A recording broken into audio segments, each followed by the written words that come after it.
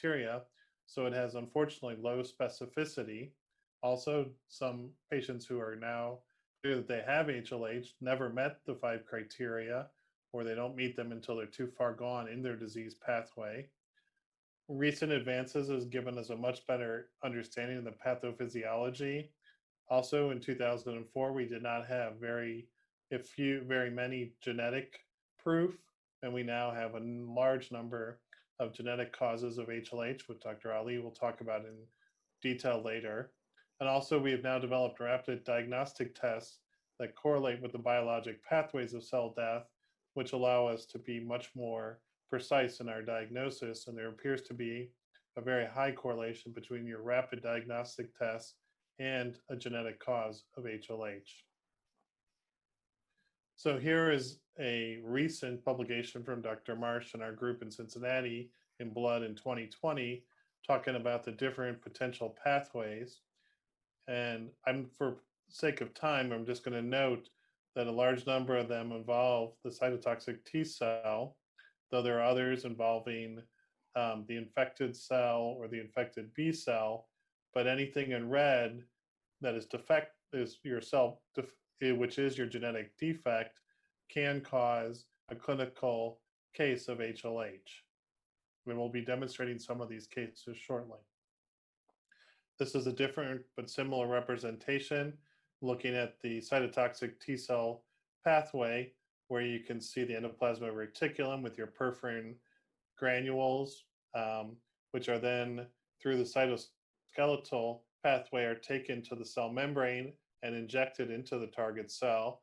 So one can imagine if you do not have perforin or granzyme B, you have no cell killing. If your cytotoxic cytoskeleton is disturbed, such as a RAB27A or STXBP11 binding protein, all of these pathways are essential to getting your killing mechanisms to your target cell.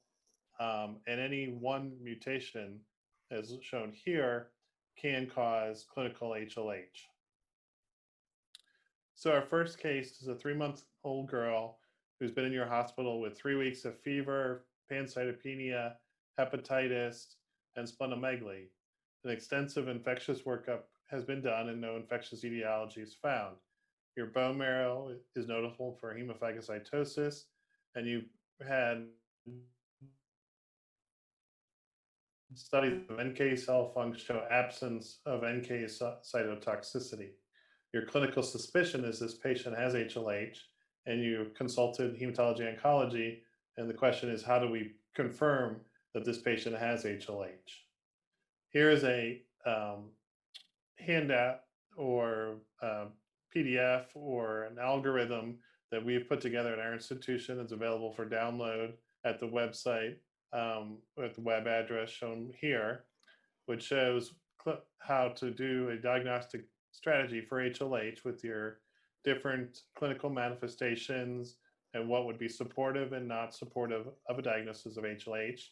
So far, you've seen this patient has had a number of screening tests that make you suspect HLH, has not had a soluble IL-2, does not have perforin granzyme B or granulation assays, though that she has had NK cell, which was absent. This is a female, so we're not too worried about male. So the question is, which tests would you like to order? Based on this, you'd want to get a perforin granzyme B, a soluble IL-2 receptor to look for T cell activation. Given her age and results, it would be reasonable to consider that she likely has a genetic cause of her HLH. So a gene chip would also be something you want to see. In the poll, now that I've given you the answers, we'll ask you to answer the question of what test do you want. So please cast your votes and answers. We're going to give you 20 seconds for that, please.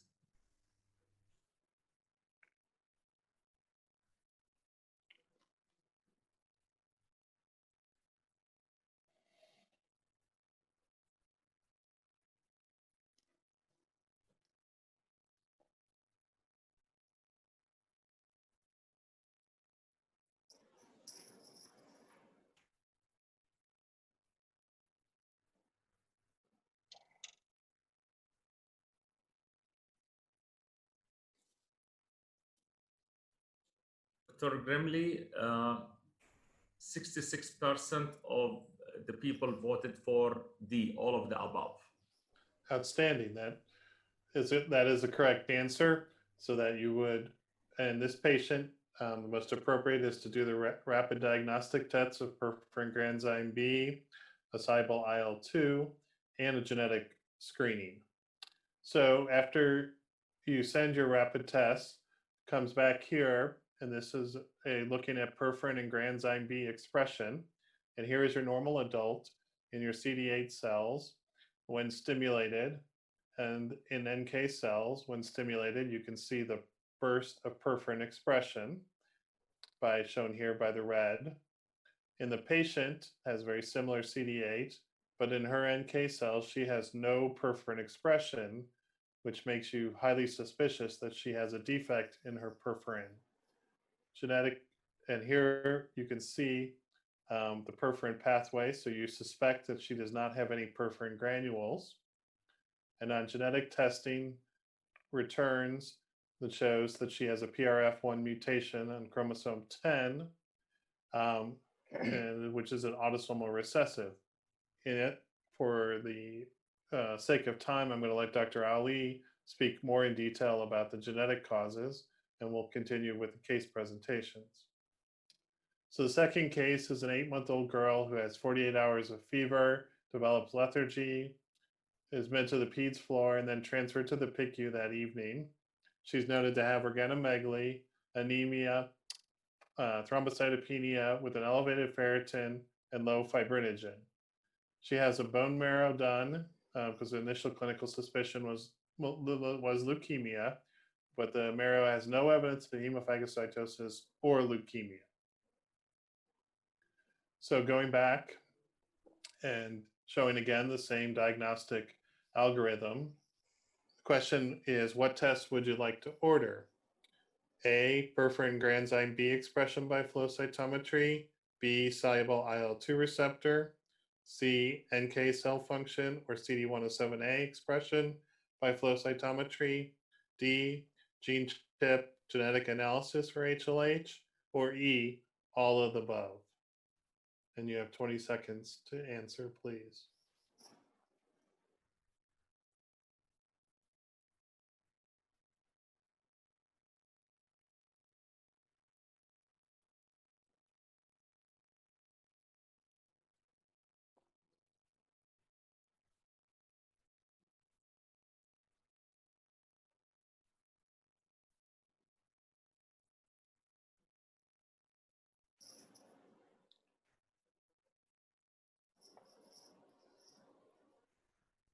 Okay, so again, we have the 66 magic number.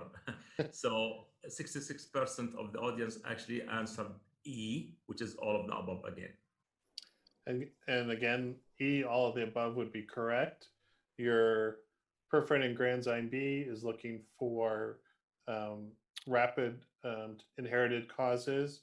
Your soluble IL-2 receptor to help with confirm the diagnosis of HLH. NK cell function or CD107A expression, again, to screen for genetic causes of HLH. And then likely, given her age, you're thinking this is probably genetic. And so a genetic analysis would be appropriate. Her soluble IL-2 comes back markedly elevated at 43,000. Her NK cell function is markedly depressed. Her infectious workup shows no positive findings except for parainfluenza type 3 from a nasal swab. After her rapid diagnostic test come back, she started an HLH 2004 therapy with steroids and etoposide and has a marked response within 1 week. And about 2 weeks into her course, she's discharged and travels from Michigan to our institution to see the HLH team. Upon entering to see her, we note that she has a very noticeable physical finding that helps us make a abdominal distension, respiratory distress, very high ferritin, pancytopenia, low fibrinogen, and high triglyceride. Upon arrival to our hospital, the patient was sick, intubated, and fulfilled all the criteria of HLH, was having respiratory failure requiring high frequency ventilation and liver impairment, direct bilirubin above 300. And she was started on modified HLH 2004 protocol because of the hyperbilirubinemia and multi-organ failure. Unfortunately, she was having a disseminated aspergillus involving lungs, liver, spleen, kidneys, sinuses, and back of the brain. HLA typing also did not show any match-related donor, and we had identified cord blood 4 out of 6. Aspergillus was very aggressive with the progression of nasosinus aspergillus.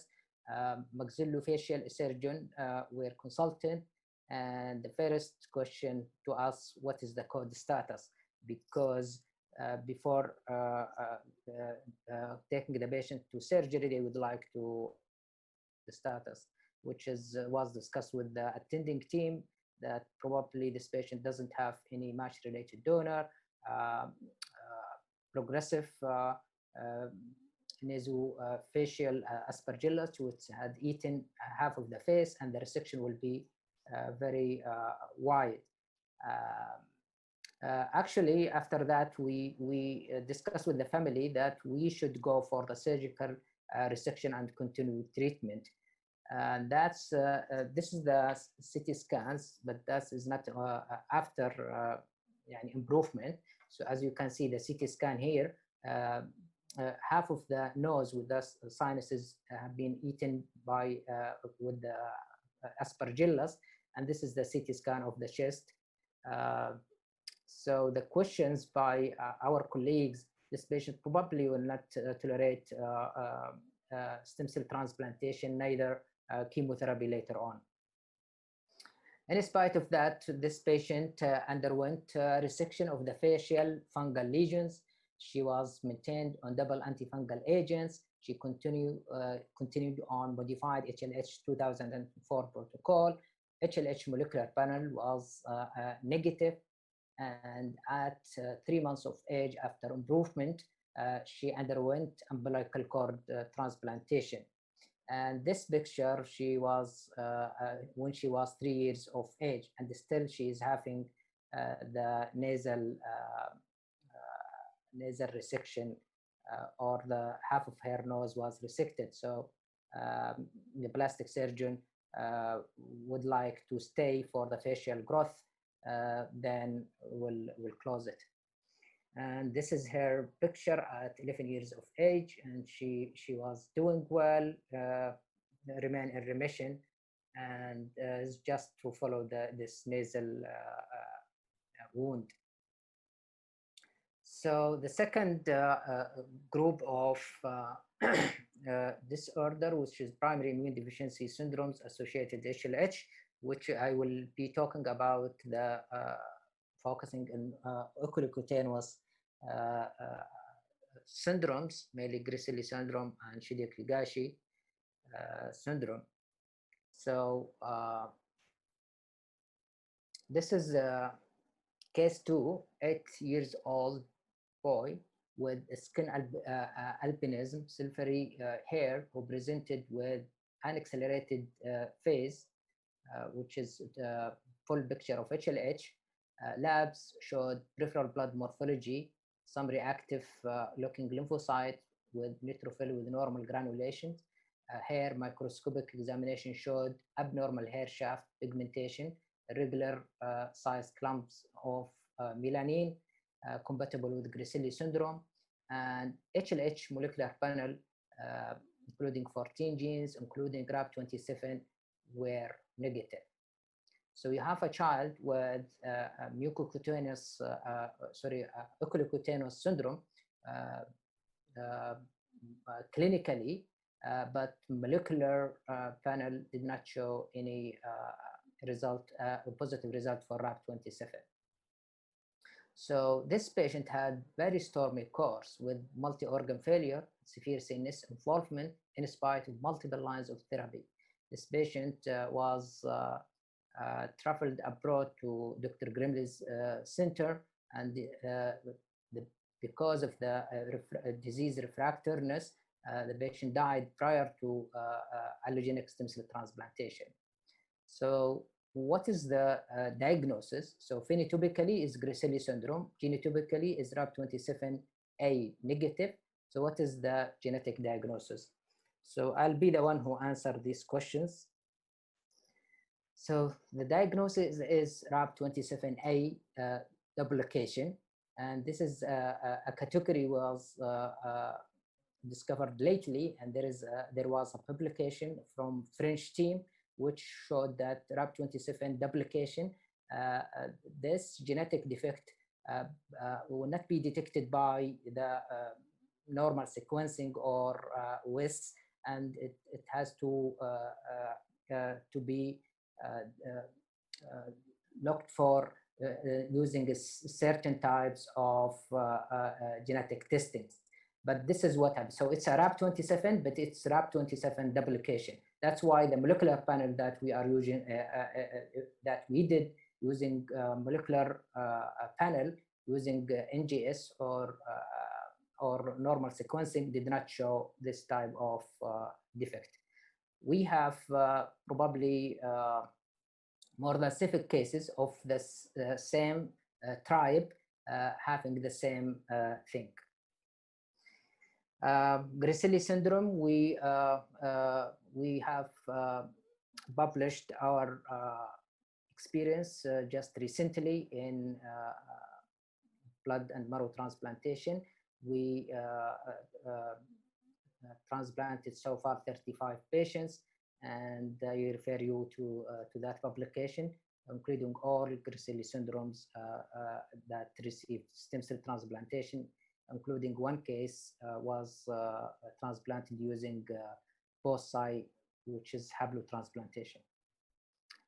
This is another hypopigmentary syndrome, which is Shinya-Higashi syndrome. As you can see here, the blonde hair, abnormal pigment clumps and microscopy of hair, as well as abnormal granular neutrophils.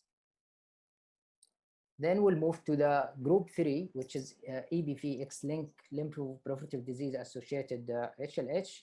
And I will present this case, which is unusual presentation, 5 years old, presented with 3 weeks history of fever. He was found to have pallor, lymphadenopathies, and splenomegaly. Labs showed normal WBC, hemoglobin low, platelet low, and ferritin was high, EBV is sky high, and soluble CD25 also more than 5,000, and triglyceride 2.9. Abdominal ultrasound, as you see here, mild hepatosplenomegaly, and there is multiple multifocal hypoechoic foci of the spleen and kidneys. CT scan showed also nodular infiltrate of the chest, as well as spleen liver. Bone marrow biopsy showed large atypical cells, positive for CD15, CD30, suggesting the diagnosis of Hodgkin disease. So you have this child with Hodgkin disease, HLH picture, and EBV. So what is the diagnosis? Could be EBV-induced HLH or associated HLH? Could it be malignancy-associated HLH or primary HLH? And how do you treat this patient? With HLH therapy only, or Hodgkin disease therapy, or rituximab, or any combination of this? And also the important question, is there any rule for allogenic stem cell transplantation in this case? So